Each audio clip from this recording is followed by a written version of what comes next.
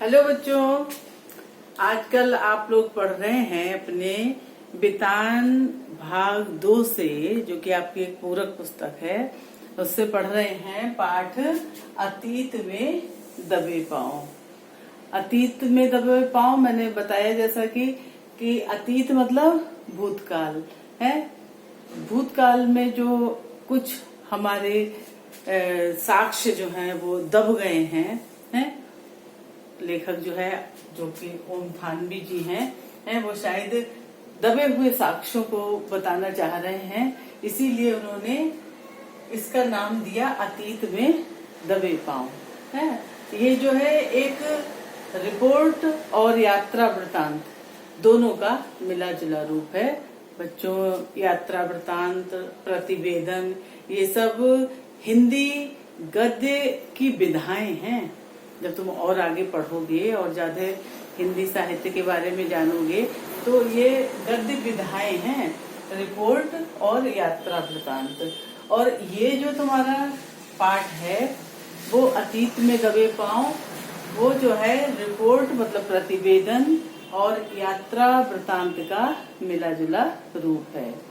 ओम थानवी जी अपने यात्रा पर निकले और उन्होंने उस यात्रा के दौरान जो कुछ भी देखा, सुना, समझा उसको उन्होंने इस पाठ में लिख दिया है। इसलिए ये यात्रा वृतांत है। उस वृतांत को पूरा लिखते चले गए, ठीक है। और ओम थानवी जी वैसे भी साहित्य के क्षेत्र में लो, चाहे कला के क्षेत्र में लो, सिनेमा के क्षेत्र में लो, हैं पुरातात्विक विद्ता के रूप में भी लो, तभी तो इन्होंने जो ये पाठ लिखा है इसमें सिंधु, जो ऐतिहासिक सिंधु घाटी सभ्यता है उसकी ऐतिहासिकता बताई है।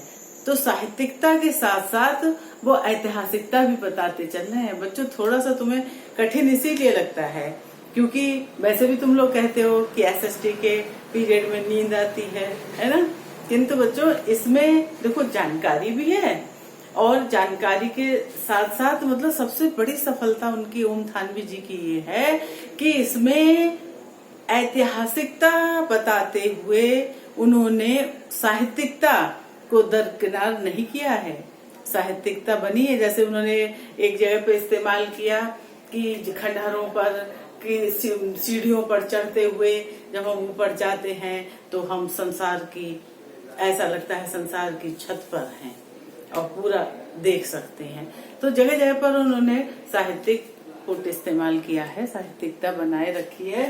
तो बच्चों जरा इस पर ध्यान देते हैं कि इस पाठ में लेखक ने भाई पाठ के अनुसार ही चलना है ना।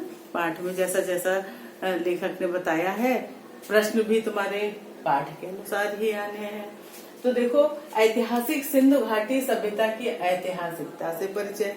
सबसे पहली बात, ये सिंधु घाटी सभ्यता कौन सी सभ्यता? वही जो मोहनजोदड़ो और हड़प्पा की सभ्यता कहलाती है ना। हड़प्पा संस्कृति भी कहते हैं, सिंधु घाटी सभ्यता भी कहते हैं, है ना। जो कि आज से 5000 वर्ष पूर्व एक नगरीय सभ्यता, हमारी सभ्यता, भारत की सभ्यता विराजमान थी, जो कि किसी प्राकृतिक आपदा के वशीभूत होकर दब गई। उसकी खुदाई में जो खंडहर और अवशेष प्राप्त हुए हैं उनका ही वर्णन लेखक ने किया है। इसलिए ये ऐतिहासिकता से परिचय जान लेना जरूरी है। दूसरी बात, सिंधु सभ्यता का केंद्र, ये जो जगह है मैंने बताया ना कि सिंधु जो है वो पाकिस्तान का एक प्रांत था ना, प्रांत है सिंध, पाकिस्तान में सिंध प्रांत है। और हड़प्पा जो है पाकिस्तान के ही पंजाब प्रांत में है। तो सिंधु सभ्यता का केंद्र ये जो है एक लैंडस्केप है सिंधु नगर जो है तुम्हारा, जिसमें की सारी हमें सिंधु घाटी सभ्यता की बहुत कुछ जानकारी, हालांकि और भी जगह इसके अवशेष मिले हैं, खुदाई बराबर होती रहती है और पुरातात्विक वेत्ता जो है उस पर रिसर्च करते रहते हैं। तो नगर नियोजन एवं बौद्ध स्तूप, जैसा कि पाठ में लेखक ने बताया कि इस सभ्यता में है सिंधु घाटी सभ्यता की जो खुदाई हुई उसमें क्या क्या मिला है कि एक बौद्ध स्तूप प्राप्त हुआ है और नगर नियोजन खुदाई से जब रेलवे लाइन वगैरह बिछाई गई तो खुदाई में मतलब पूरे के पूरा का पूरा नगर बसा हुआ दिखाई पड़ता है। तो वो बहुत ही नियोजित सुनियोजित नगर नियोजन है उसमें। जैसे कि आजकल मतलब चंडीगढ़ वगैरह जो बहुत अच्छे सुनियोजित नगर कहलाते हैं, वैसा आज से 5000 वर्ष पूर्व था ऐसे सिंधु घाटी सभ्यता में। तो वो नगर नियोजन एवं बौद्ध स्तूप, उन्होंने बौद्ध स्तूप और नगर नियोजन, नगर जो था वो अच्छी तरह से सुनियोजित तरह से बसा हुआ था। और बौद्ध स्तूप उसमें एक मिला है। बौद्ध स्तूप क्या होता है बच्चों? इस तरह से जैसे ये इग्लू होता है ना, इग्लू है वैसे एक उल्टा औंधा कटोरा सा होता है।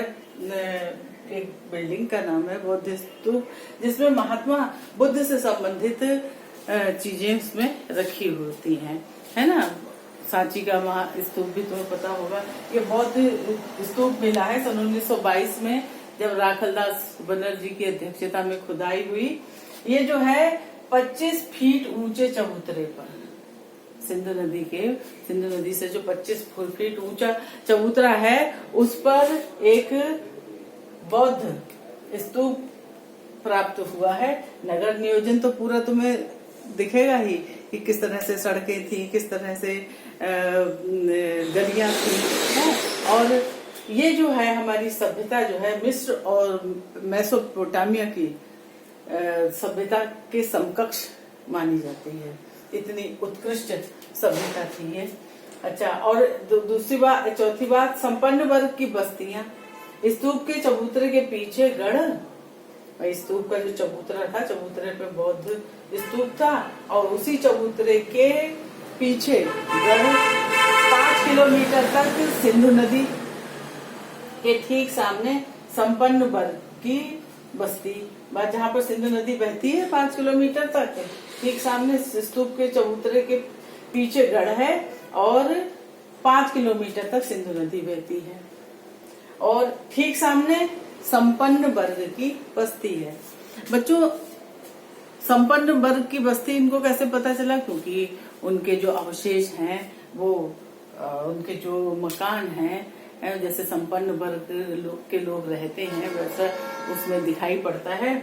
और कह रहे हैं कि हो सकता है दक्षिण की ओर खंडहर है, तो हो सकता है कि संपन्न वर्ग की केवल बस्ती मिलती है और निम्न वर्ग की बस्ती नहीं मिलती। तो ये भी हो सकता है भाई, निम्न वर्ग पिछड़ा हुआ वर्ग होता है तो उसमें हो सकता है उनके जो मकान है, उनके जो बिल्डिंग्स है वो उतनी अच्छी उत्कृष्ट ना रही हो, इसलिए खंडहर मिलते हैं और संपन्न वर्ग की बस्तियां मिलती हैं। आज बच्चों बस इतना ही, थोड़ा थोड़ा करके पढ़ते जाओ जिससे कि तुम्हें पाठ अच्छी तरह से समझ में आता जाए और उसको रिवाइज भी करते जाओ, ठीक है। इम्पोर्टेंट पार्ट है तुम्हारा ये, अतीत में दबे पांव, उसको पढ़ते रहो। धन्यवाद।